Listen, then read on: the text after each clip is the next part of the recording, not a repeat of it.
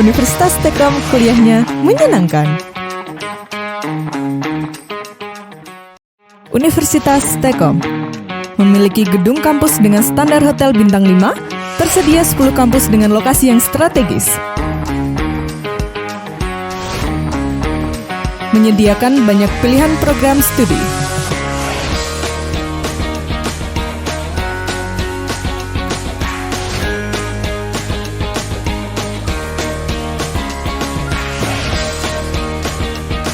Setiap kelas dilengkapi dengan sarana dan prasarana penunjang pembelajaran yang terbarukan, sehingga proses pembelajaran di Universitas Tekom terjamin kualitasnya. Tersedia kelas karyawan sehingga mahasiswa dapat kuliah sambil bekerja. Sistem mengajar dosen yang interaktif dan asik membuat suasana kelas pembelajaran lebih menyenangkan.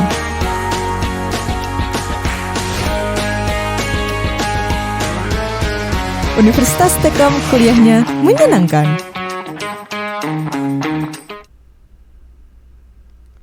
Ya, Assalamualaikum warahmatullahi wabarakatuh. Selamat berjumpa kembali dengan saya Ibu Munifah pada mata kuliah Akuntansi Keuangan 1. Pada Akuntansi Keuangan 1, di sini saya jelaskan yaitu mengenai beberapa macam piutang. Ya, ada piutang dagang atau piutang usaha, kemudian ada piutang wesel, dan juga ada piutang lain-lain. Pada pertemuan kali ini yang akan saya jelaskan yaitu mengenai piutang wesel. Itu bagaimana cara kita mencatat sebuah transaksi dengan adanya sebuah wesel ataupun sebuah promes.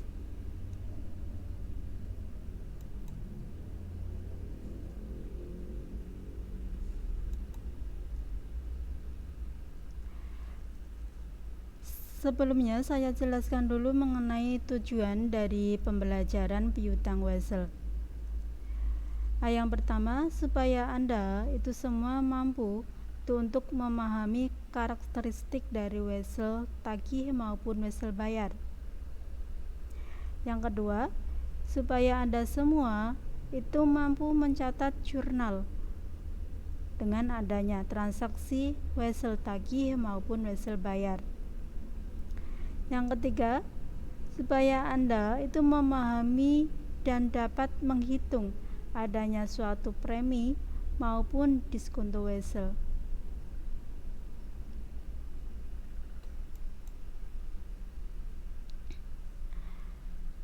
Sebelumnya saya perkenalkan dulu mengenai apa itu piutang wesel atau yang biasanya kita sebut dengan wesel tagih.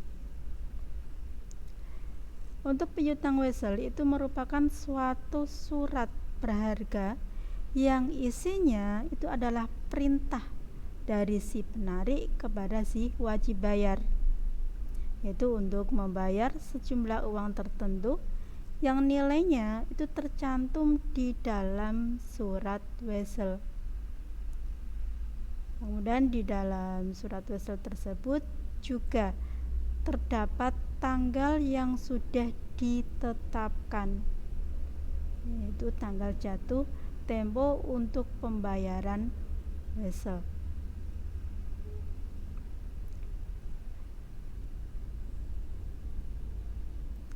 Ada kalanya untuk kesanggupan untuk membayar ini itu datangnya dari yang berhutang. Yang kesanggupan membayar hutang tersebut tertulis di dalam promes. Ya. Berarti kalau yang wesel itu yang membuat adalah pihak yang mempunyai piutang, kalau yang promes itu yang membuat adalah pihak yang mempunyai hutang.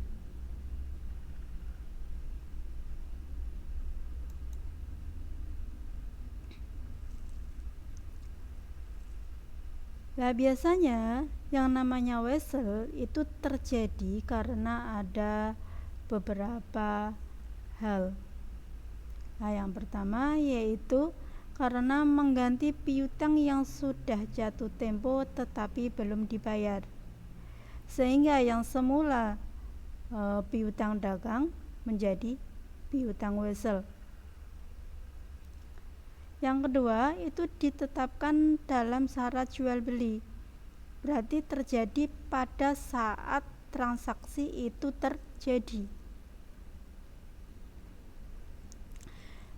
Kemudian adanya pinjaman dalam bentuk uang tunai, berarti bukan terjadi karena adanya penjualan kredit, tetapi karena adanya pinjaman uang.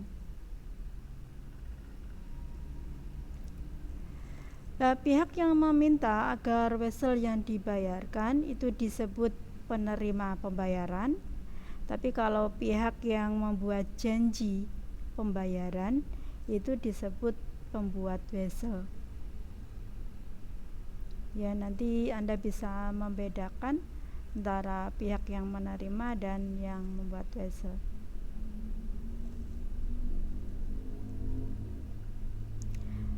Nah, ini untuk contoh dari sebuah wesel ya.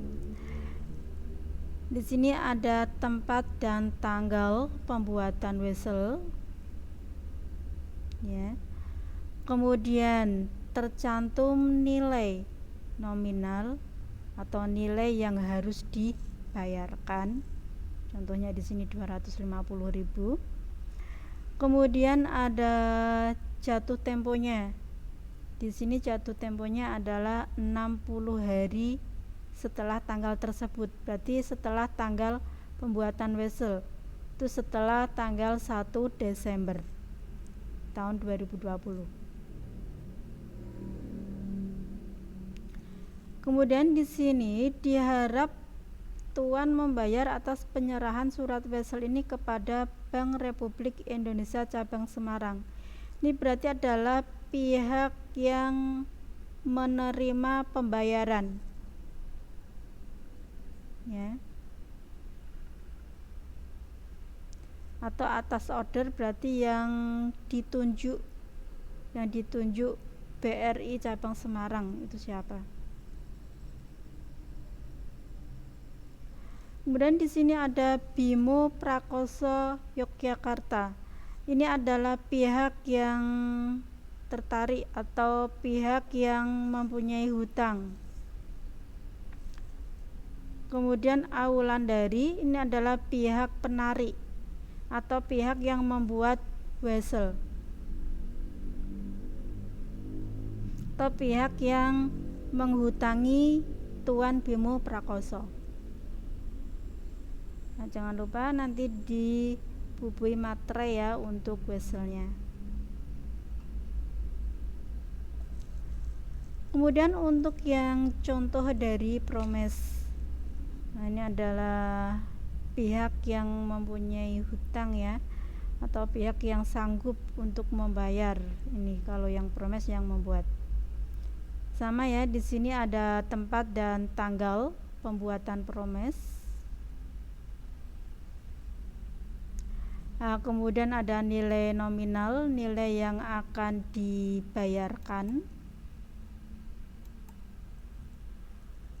Kemudian ada jatuh temponya yaitu 50 hari setelah tanggal tersebut, berarti setelah tanggal 5 Desember ya, tahun 2007.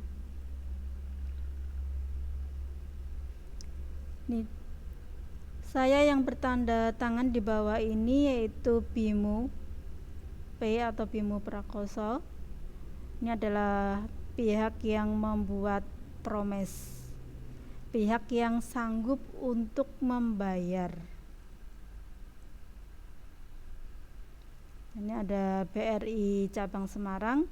Ini adalah pihak yang menerima pembayaran yang ditunjuk oleh Awulandari.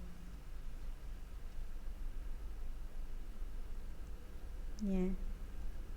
Nah, ini yang tanda tangan adalah Bimo Prakoso, karena Bimo Prakoso adalah pihak yang membuat promes, pihak yang sanggup untuk membayar.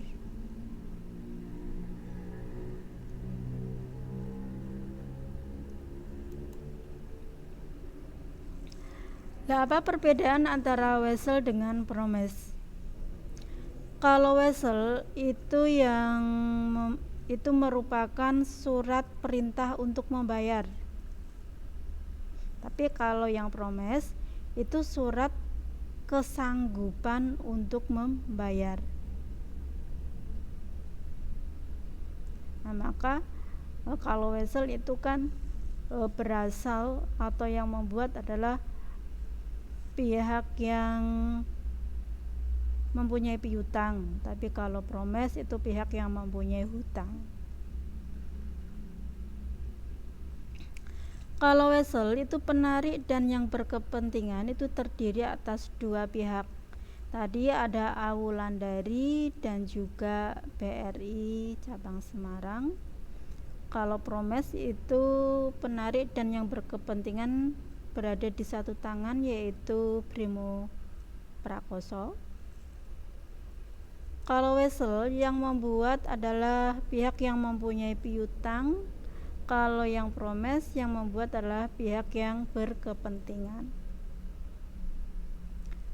Kalau yang wesel itu memerlukan akseptasi, yaitu persetujuan dari dari pihak yang berkepentingan. Contohnya tadi dari Bimo Prakoso. Nah, tapi kalau promise itu tidak memerlukan akseptasi. Nanti dia ingin membuat promise atau tidak itu sesuai dengan keinginan dari Bimo Prakoso tadi.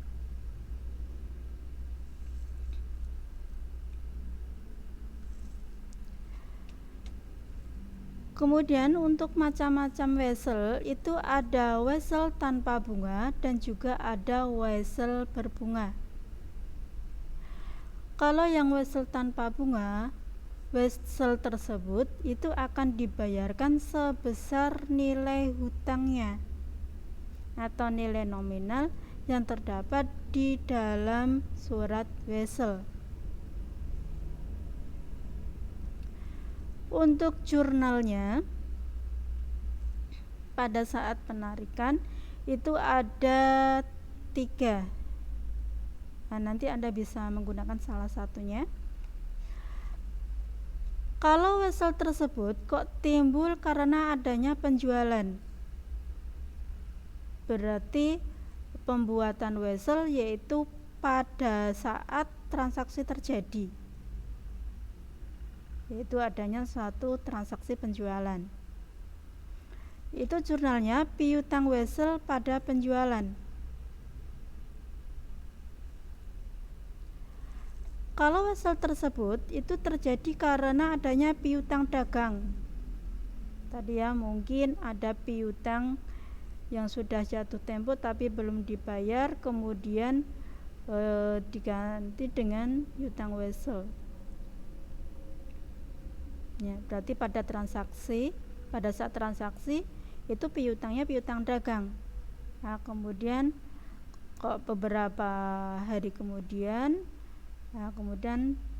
dialihkan ke piutang wesel dengan adanya suatu perjanjian tertulis sebuah wesel, dibuat sebuah wesel.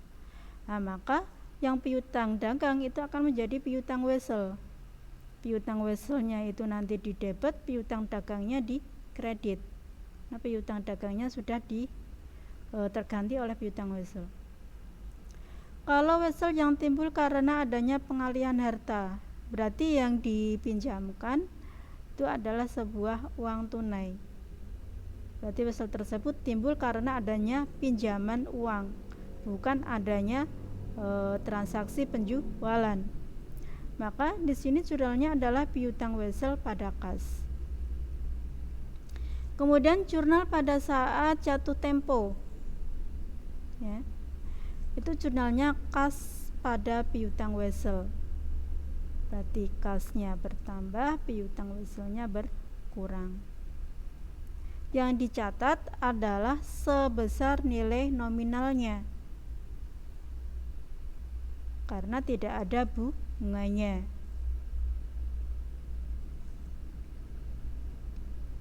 Oke. Saya contohkan di sini yaitu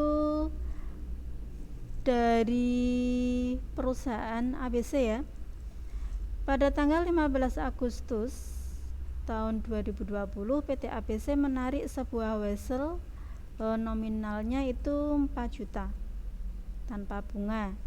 Jatuh tempo vessel tersebut tanggal 10 September. Yang ditanyakan di sini yaitu untuk jurnal tanggal 15 Agustus yaitu pada saat transaksi terjadi, dan pada tanggal 10 September yaitu pada saat jatuh tempo.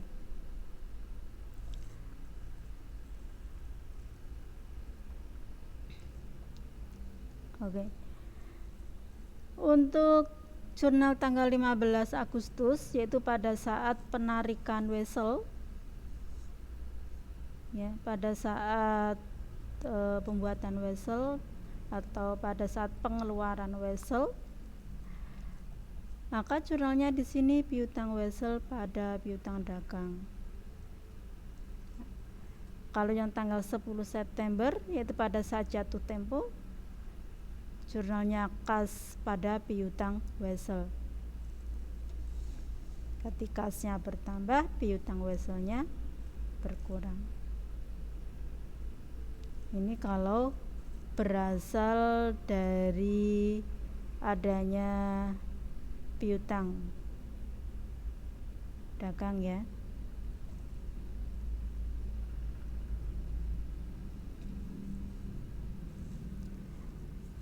Nah, kalau yang contohnya di surat vessel itu yang dicantumkan adalah jumlah hari jatuh temponya.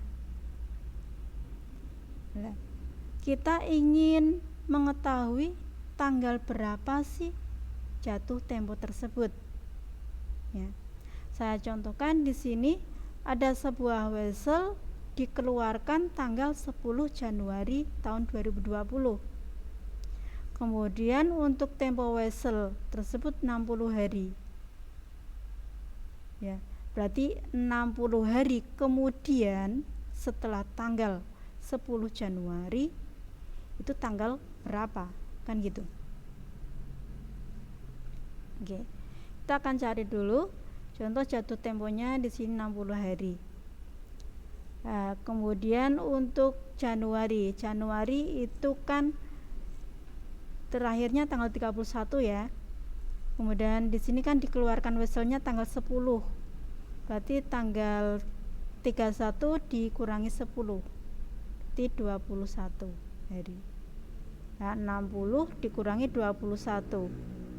Masih 39. Kan tidak ada ya tanggal 39 ya. Nah, makanya setelah bulan Januari, bulan Februari. Nah, bulan Februari saya gunakan yang 28 hari. Ya. Di sini 39 kurangi 28 masih sisa 11. Kalau tanggal 11 masih ada ya. Berarti setelah bulan Februari kan bulan Maret. Maka untuk tanggal jatuh temponya yaitu tanggal 11 Maret tahun 2020. Kalau kita ingin menentukan tanggal jatuh tempo vessel, nah dengan adanya hari tempo vessel.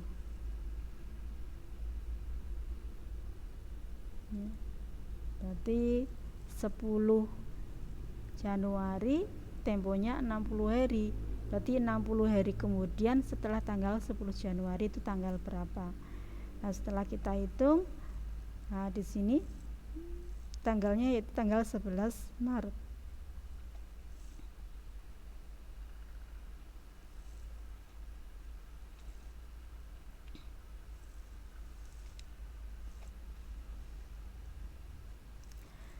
Kemudian ada istilah yang namanya diskonto. Diskonto ini adalah merupakan suatu proses di mana surat berharga tersebut dijual atau dialihkan atau didiskontokan kepada pihak lain yang nantinya itu berakibat pada nilai surat berharga tersebut. Lah akibatnya apa? Akibatnya nilai surat berharga tersebut akan turun. Berarti sudah tidak nilai nominal lagi yang diterima, tapi akan berkurang. Contohnya seperti suatu kegiatan untuk meminjam uang dari bank dengan menggunakan sebuah wesel, yaitu sebagai jaminannya. Ya. Contoh, saya mempunyai wesel dari apa?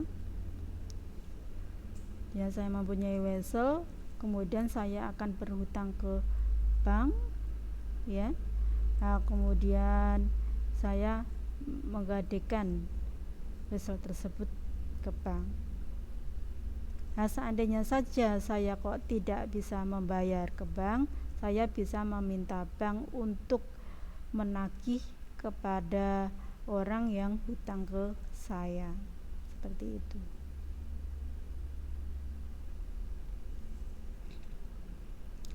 Nah, untuk rumus diskonto yaitu dari lama dibagi 360 kalikan prosentase diskonto kalikan nominal. Untuk lama diskonto yaitu dari tanggal diskonto sampai dengan tanggal jatuh tempo. Ya. Berarti wesel tersebut didiskontokan kalau belum tanggal jatuh tempo.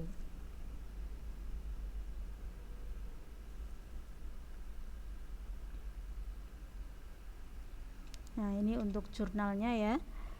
Untuk jurnal pada saat diskonto, berarti pada saat pengalihan piutang tersebut terjadi atau pada saat penjualan wesel tersebut terjadi.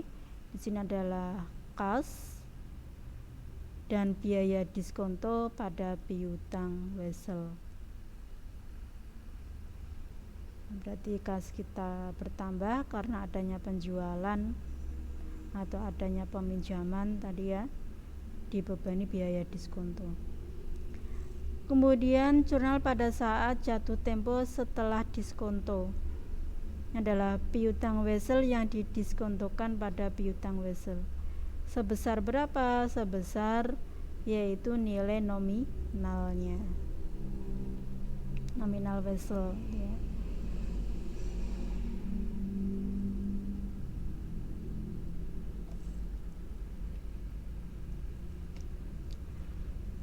Ya, saya contohkan pada tanggal 15 Agustus tahun 2020 PT ABC itu menarik sebuah wesel nominalnya itu 4 juta tanpa bunga ya. Kemudian jatuh temponya itu 10 September. Nah, ternyata pada tanggal 31 Agustus, berarti kan belum 10 September ya, wesel tersebut didiskontokan. Nah, untuk biaya diskontonya itu 6%. Oke, untuk membuat jurnalnya. Yang pertama yaitu jurnal tanggal 15 Agustus, yaitu jurnal pada saat penarikan wesel. Pada saat pembuatan wesel atau pada saat pengeluaran wesel itu ya. Piutang wesel pada piutang dagang 4 juta. Kemudian jurnal tanggal 10 September. Seandainya saja tidak ada diskonto ya. Kalau tidak ada diskonto itu kas pada piutang wesel 4 juta ya. Tapi kalau wesel tersebut kok didiskontokan untuk jurnal saat jatuh tempo, itu piutang wesel yang didiskonto pada piutang wesel. Ya, beda ya. Jurnalnya ya. Jurnal saat jatuh tempo. Nah, untuk jurnal tanggal 31 Agustus itu pada saat penjualan vessel itu terjadi. Jurnalnya adalah kas biaya diskonto pada piutang vessel. Untuk kasnya yaitu dari piutang vessel dikurangi biaya diskonto. Nah, biaya diskontonya dari lamanya itu 10 hari ya. 10 hari itu dari tanggal diskonto yaitu 31 Agustus tahun 2020 sampai tanggal jatuh tempo itu 10 September. Ada 10 hari. 10 dibagi 360 itu hari selama 1 tahun ya, itu ada 360 hari. Kemudian dikalikan dengan biaya diskontonya tadi 6% dikalikan nominalnya yaitu 4 juta. Nah, itu biaya diskontonya.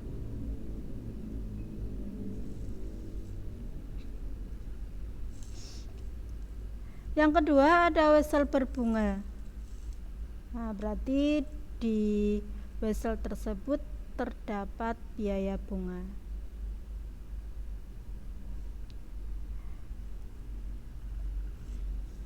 Nah, pada saat penarikan wesel ada 3 jurnal. Kalau timbul karena adanya penjualan berarti piutang wesel pada penjualan. Kalau timbul karena adanya piutang dagang itu piutang wesel pada piutang dagang. Kalau timbul karena adanya pengalihan harta ya, berarti yang ditimbul karena adanya suatu pinjaman uang tunai gitu ya, maka piutang wesel pada kas.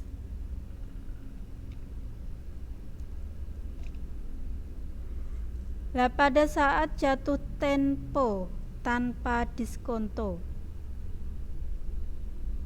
berarti tidak didiskontokan ya, tidak dijual weselnya, tidak dialihkan kepada pihak lain. Jurnalnya adalah kasnya di debit, piutang wesel dan pendapatan bunganya di kredit. Yang dicatat berapa? Yaitu sebesar nilai nominal plus bunga.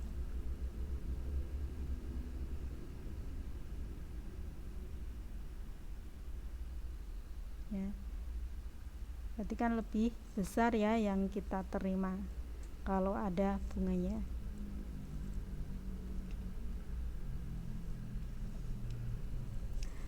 Nah, untuk mencari bunganya atau pendapatan bunganya, dari lama dibagi 360 kali persentase bunga kalikan nominal. Untuk lamanya itu dari tanggal penarikan sampai dengan tanggal jatuh tempo.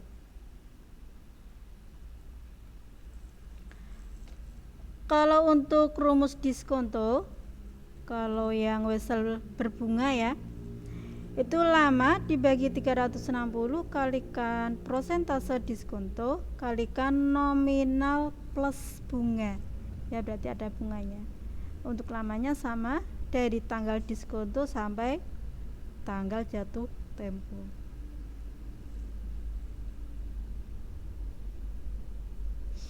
Nah, ini untuk jurnal pada saat diskonto.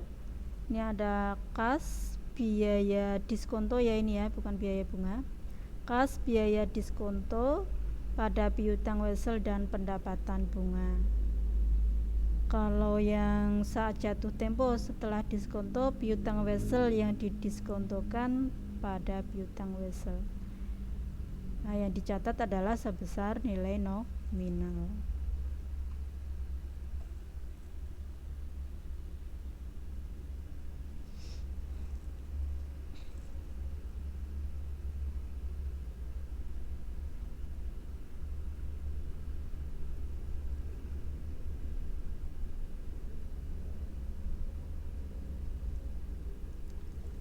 Ya, saya contohkan pada tanggal 1 Mei 2020 PT AX itu menjual barang kepada Tuan Abbas sebesar 500.000 per tanggal itu ya. Itu sanggup membayar pembelian barang dalam bentuk promes. Jatuh temponya itu 29 Agustus. Bunganya 12% per tahun. Nah, kalau kita lihat dari transaksi di atas, maka di situ adalah wesel berbunga ya. Di sini bunganya 12%.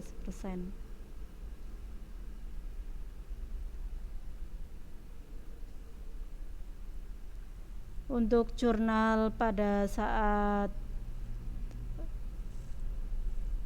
penarikan wesel, yaitu piutang wesel pada penjualan ya, sebesar 500.000.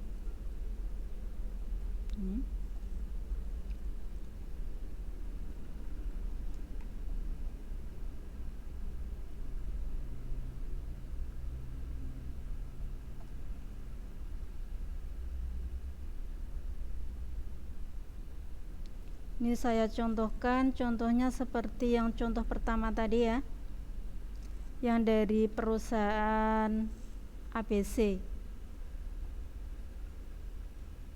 Nah, ini contohnya piutang weselnya 4 juta, piutang dagangnya 4 juta.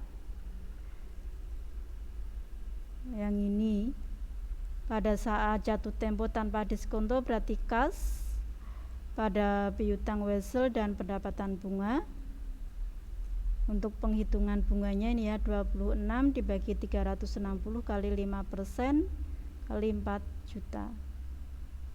Berarti lamanya dari 15 Agustus sampai 10 September itu 26 hari. Nah, ini untuk yang saat diskonto. Ini penghitungan diskontonya 10 per 360 kali 6% kali nominal plus bunga. Nominalnya 4 juta, tadi untuk bunganya 14.444,44 nih ya.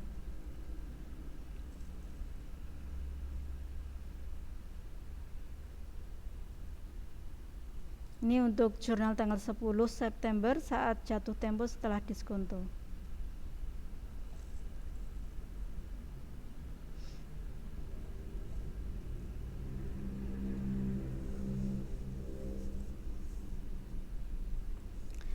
Ini adalah proses diskonto piutang wesel ya.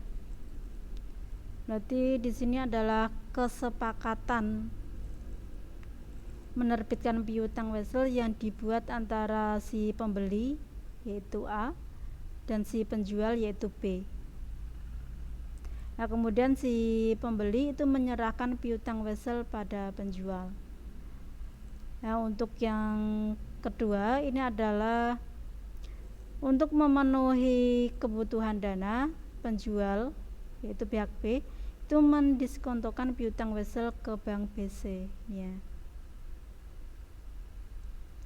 Nah, kemudian pada saat piutang wesel jatuh tempo, bank C itu melakukan penagihan kepada pembuat wesel yaitu si pembeli tadi yaitu A. Ya. Berarti Tuan A membeli ke Tuan B. Diterbitkan sebuah wesel. Nah, karena Tuan B itu butuh dana, maka wesel tersebut didiskontokan atau dijual atau dialihkan ke bank C ini. Nah, pada saat tanggal jatuh tempo, bank C ini menagih ke Tuan A yaitu sebagai pembeli tadi yang mempunyai hutang ke Tuan B sebagai penjual.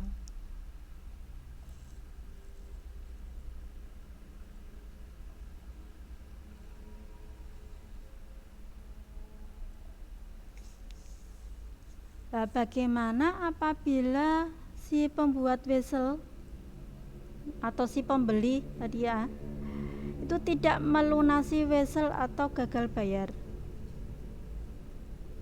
Berarti pada saat Tuan A itu ditagih oleh bank, ya, dia itu tidak sanggup untuk membayar.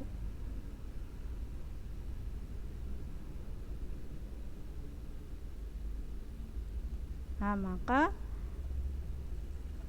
banknya itu ya menagih kepada si Tuan B atau si penjual atau orang yang menjual weselnya kepada bank, atau orang yang mendiskontokan wesel kepada bank.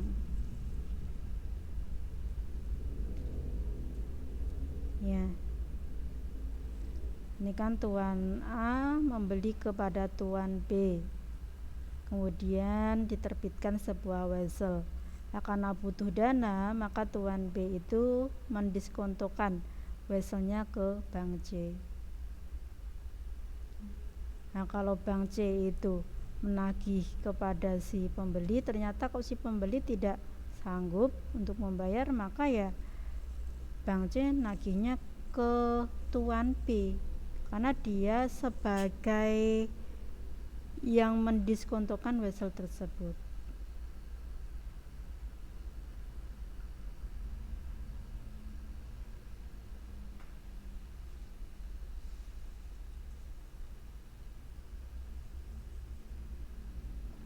Nah, kemudian si Tuan B atau yang mempunyai wesel tersebut itu menagih kepada si A sebesar uang yang dibayarkan ke Bank C tadi.